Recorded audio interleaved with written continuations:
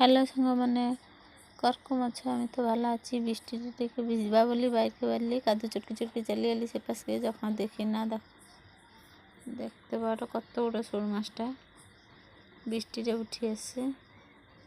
কাদু দেখছো কাদুরে চটকি চটকি সে মাছটা भी উঠি আসছে। কত বড় মাছটা না ধরতে भी ভালো লাগছে। লাভ দাঁড়ে বাবা রে